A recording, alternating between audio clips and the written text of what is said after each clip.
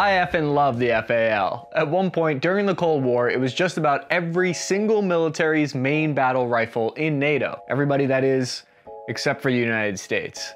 Look, it seemed like a no-brainer to adopt this rifle back in 1958 when everyone else was doing it.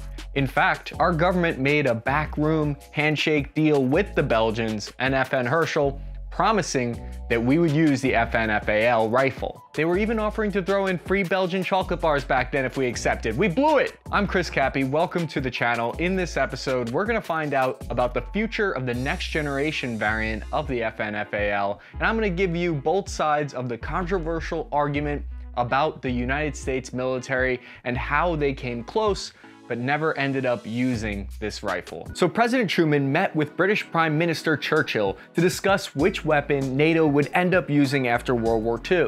Truman said, hey, so we're cool with using the FAL as our main battle rifle, but there's one tiny catch. You have to make it shoot our type of ammo or no deal. Churchill was like, fine, if it makes you happy, we'll use your special ammo. Cheerio, should we celebrate with an entire bottle of scotch then? Naturally, the United States proceeded to completely blow off their promise, and they adopted the M14 instead. It's not all that simple though, and we'll get into whether or not the US actually had good reason for rejecting the FAL later on in the video. It fires a powerful 7.62 by 51mm round at 650 rounds per minute with a range of 600 meters.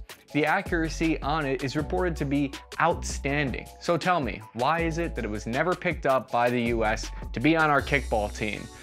That's okay, they made me the manager on the team so they'd never have to play me. Time for our partner message. Don't be fooled by those cheap imitation goat guns. This is not a goat gun. These are goat guns. They're the perfect addition for that shelf in your house where your wife still lets you put some of your personal things. Thanks, babe. When the government comes and they take away all your guns, ammo, your armored vehicles, and your rocket launchers, rest assured knowing they won't be allowed to confiscate your goat guns at the very least. If you're not buying goat guns with your stimulus check, what the f are you doing with your life? I use them to practice my quick tactical reloads around the house. Just this week, I added goat guns to my everyday carry, and so should you. Think of it this way. When you point it at the enemy, they'll be really confused, and that'll give you the edge you need.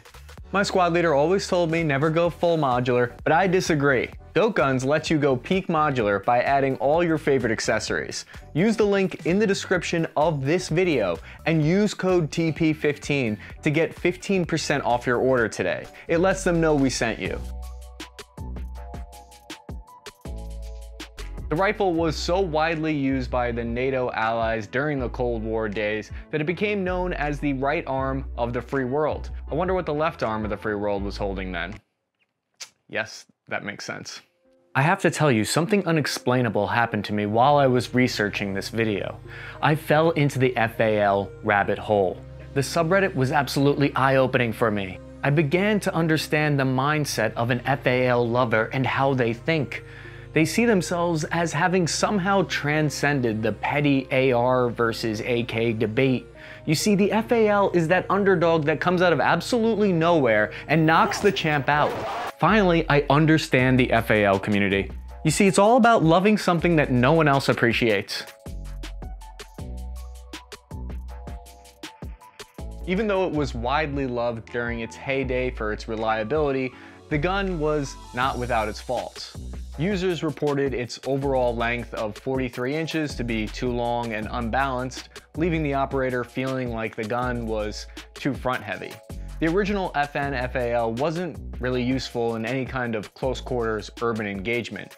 I mean, it's almost like a foot longer than the AK-47. The gun is accurate out to 600 meters, which is great, but then you've got to deal with the trade-off of having more recoil.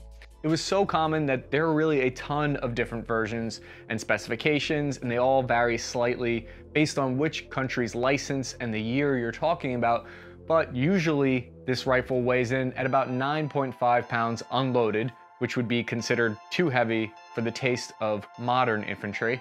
I know, millennial infantry eating their dang soy MREs and complaining about an extra pound of weight. Today, the FN FAL has been largely retired by most of the 90 countries originally using it. They're moving away from the main battle rifle in favor of a lighter intermediate rifle. However, a modern, next-generation upgraded version is produced by an American manufacturer called DS Arms. They used improved materials like a chrome-lined barrel, lightweight alloy housing, and modern manufacturing techniques to fix many of the old complaints about the rifle. Now you see their version of the FN FAL has a folding collapsible buttstock option, it has a shorter 11-inch barrel, and a Picatinny rail system as is tradition. DS Arms calls their next generation version the SA-58. It can fire with the buttstock folded, and just like its predecessor, it shoots the powerful 7.62 by 51mm NATO cartridge. This next generation version, when folded into its shortest configuration, is almost a full 20 inches shorter than the original, and it weighs about a pound or two less. The cartridge it fires is not to be confused with the smaller 7.62 by 39mm fired by the AK-47. A lot of times when people talk about these rifles in shorthand, they refer to them both as being 7.62 guns, when in reality, the FN FAL is way more powerful than the AK-47. This also has the side effect of making it more suited for sniper and squad designated marksman roles. You see the Irish Army is rocking one of them in this picture here. The tactics of using an FN FAL has evolved over the decades. Originally, a country would arm basically their entire military with these. Over the years, a more effective strategy was developed where most of the infantry would use a small rifle round like the 5.56, while a few specialized troops would carry the FN FAL. In this way, the legacy of the gun mirrors in some regards the way its rival gun, the M14, evolved. And this is a good place to get into the two sides of the argument about why the US never adopted the gun. You have people saying on one side that the United States, right after World War II, was looking for ways to show their dominant leadership role in NATO. There was a DoD designer by the name of Colonel Rene Studler who proposed a cartridge that was bigger than what the Russians were using at the time. The negotiations between the Belgians and the Americans led to a kind of bargain. So the Americans would use the Belgian FN FAL as their main weapon, while they agreed to chamber it in the 7.62 by 51.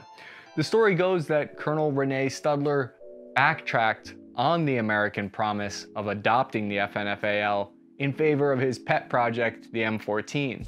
Now, the other side of the argument here is that the FN FAL failed its initial infantry board trials in 1953. The FN FAL supposedly failed the cold weather tests due to an issue with the gas port regulator. The malfunction rate on the rifle was also about 2.4%, which was a full percentage point higher than the failure rate for the M14. The M14 was a pound lighter, and the entire manufacturing system was already set up to make the similar M1 Garand, so leadership was worried at the time that they might need new machines to manufacture the FN FAL.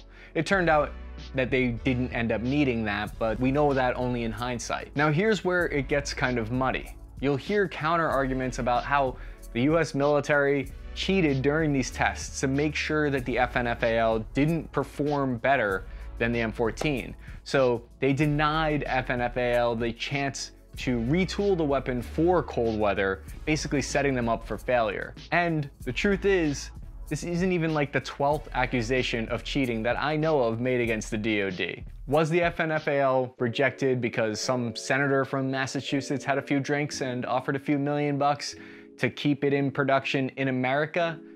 We'll never know. This is a difficult thought experiment that helps me start to understand the huge pressures and stakes on the line here with this decision. If the Belgian gun was only slightly better than the M14, did it really make a lot of sense for the US to acquire this weapon? How many US soldiers' lives would be potentially saved or lost based on this decision? It's a tough call. And there's a lot of practicality arguments that go into it. Is it practical to acquire a gun from Belgium when we can just make a similar gun to what we already have with the M14? One of the great things about just being really passionate and loving firearms, but not being an expert, means I don't have a dog in this race at all. So we can definitely have a conversation about what you think really happened with the FN FAL and the M14 in the comment section. I'm yet to be convinced one way or the other really yet. I do want to say the YouTube channel with Paul at Legally Armed America, and of course our favorite Ian at Forgotten Weapons, made some great videos covering the FN FAL, where I scrubbed together some of this information. They do an amazing job of explaining the weapon. I really recommend checking those videos out if you're actually trying to learn something.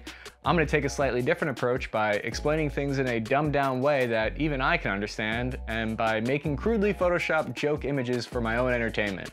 One thing we know for sure is the FN FAL is a historic NATO firearm that continues to find a new squad designated marksman role within the modern infantry platoon. It's also prolific in countries like Brazil. With this next generation upgrade made by DS Arms to the weapon, it's likely we'll continue to see the gun well into the future. Thank you for watching this video. Check out some of our other videos while you're here. If you know someone else who loves the FN FAL, please share the video. I'm your host, Chris Cappy. Task and Purpose out.